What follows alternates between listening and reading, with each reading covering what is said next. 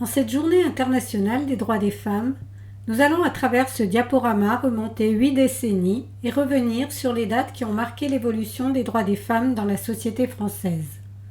Mais avant, petit clin d'œil à Olympe de Gouges. Cette femme est née en 1748 et elle est considérée aujourd'hui comme la première féministe prônant l'émancipation de la femme. Olympe de Gouges réclamait l'égalité entre les sexes, la femme devant être considérée comme une citoyenne à l'égal des hommes. Les mères, les filles, les sœurs, représentantes de la nation, demandent à être constituées en Assemblée nationale. Cette phrase est tirée du texte présenté à l'Assemblée nationale le 28 octobre 1791. C'est la Déclaration des droits de la femme et de la citoyenne, pastiche de la Déclaration des droits de l'homme et du citoyen. Rejeté par la Convention, ce texte demeurera lettre morte. Engagée dans la Révolution, soutenant les Girondins, s'opposant à l'exécution de Louis XVI, Olympe de Gouges sera guillotinée le 3 novembre 1793.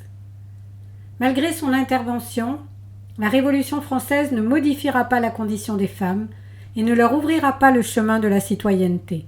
Au contraire, en 1804, le Code civil institutionnalise l'infériorité de la femme qui doit obéissance à son mari. Revoyons à présent les visages des femmes entrées au Panthéon.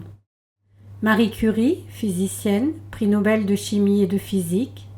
Germaine Tillion, ethnologue et résistante. Geneviève de Gaulle-Anthonioz, résistante. Simone Veil, femme politique. Joséphine Baker, artiste. Mélinée Manoukian, résistante apatride communiste. Arrêtons-nous un instant pour rendre hommage à Simone Veil. Cette femme hors du commun a connu les pires horreurs. Pourtant, toute sa vie a été l'illustration d'un invincible espoir. Elle s'est battue pour un monde meilleur et de tous ses combats, souvenons-nous en ce jour de celui qu'elle a mené pour les femmes et dont nous lui sommes profondément reconnaissantes. Merci, madame. Vous êtes un exemple pour beaucoup de femmes. Remontons le temps jusqu'en 1944. 21 avril 1944, les femmes françaises obtiennent le droit de vote 100 ans après qu'il ait été accordé aux hommes. La France est l'un des mauvais élèves de l'Europe. Elles ne voteront pour la première fois que le 29 avril 1945 lors d'élections municipales. Il faut se souvenir qu'avant la loi de 1965, la femme mariée avait le statut de mineure au même titre que les enfants. 13 juillet 1965. Les femmes peuvent travailler librement. La loi modifie le régime légal du mariage sans contrat. Les femmes peuvent gérer leurs biens propres et exercer une activité professionnelle sans le consentement de leur mari. 28 décembre 1967, la contraception est légale. Le 19 décembre 1967, alors que 11 femmes seulement siègent à l'Assemblée nationale, les débats sont houleux avant le vote de la loi autorisant la contraception dès 18 ans. Cette loi sera promulguée le 28 décembre 1967, mais son application sera lente. Les décrets ne paraîtront qu'entre 1969 et 1972. 17 janvier 1975, légalisation de l'avortement. Par 277 voix contre 192, l'Assemblée nationale adopte la loi légalisant l'interruption volontaire de grossesse. L'avortement est autorisé dans un délai de 10 semaines, sur demande à un médecin, mais il n'est pas remboursé par la sécurité sociale. Si c'est une avancée importante pour le droit des femmes, cette loi sera adoptée dans la douleur. Portée par Simone Veil, alors ministre de la Santé, la loi Veil est reconduite le 31 décembre 1979. 11 juillet 1975, le divorce par consentement mutuel est autorisé. Il permet ainsi aux époux de divorcer dans un cadre amiable. 16 décembre 1977. Les Nations Unies reconnaissent la Journée internationale de la femme. En France, il faudra attendre le 20 janvier 1982 pour que la journée soit officialisée. 8 mars 1982. Première journée nationale des femmes en France. François Mitterrand, président de la République, reçoit 450 femmes. Il annonce plusieurs mesures, notamment le remboursement de l'avortement par la sécurité sociale, l'instauration d'un quota de 30% aux élections municipales et régionales, la mise au point d'un système de récupération des pensions alimentaires, un projet de loi antisexiste, un projet de loi sur l'égalité de sexe devant l'emploi, un statut de coexploitante pour les femmes et la suppression de la notion de chef de famille. 13 juillet 1983. La loi Roudy établit l'égalité professionnelle entre les femmes et les hommes. 23 décembre 1985. L'égalité des époux.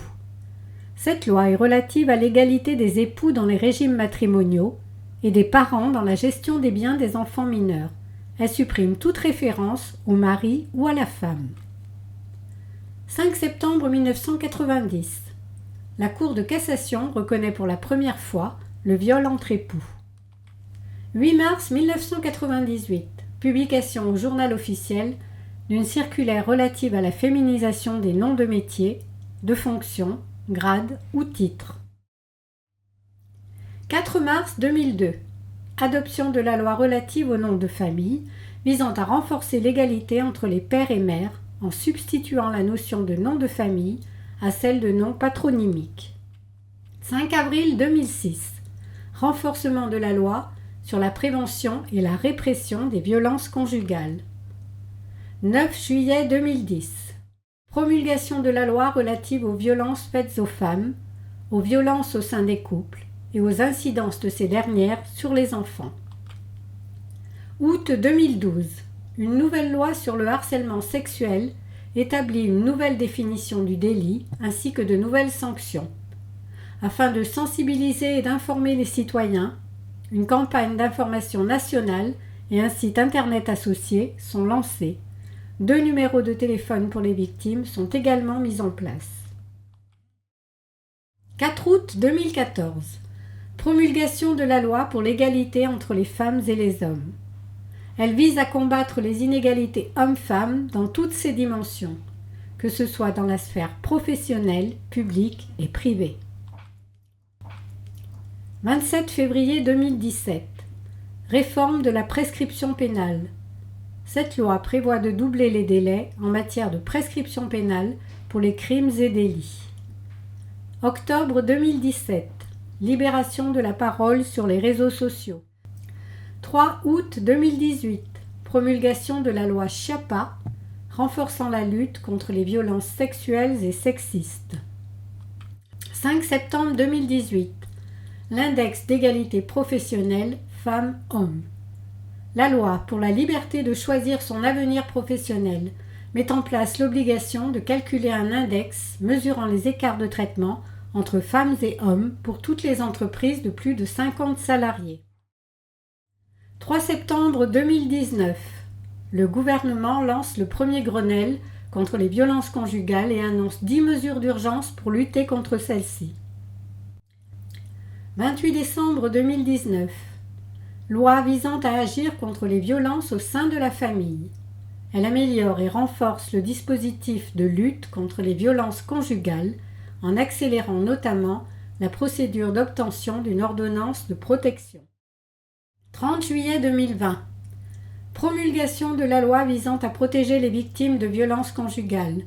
Cette loi renforce les moyens de lutte contre les violences au sein du couple et leur incidence sur les enfants.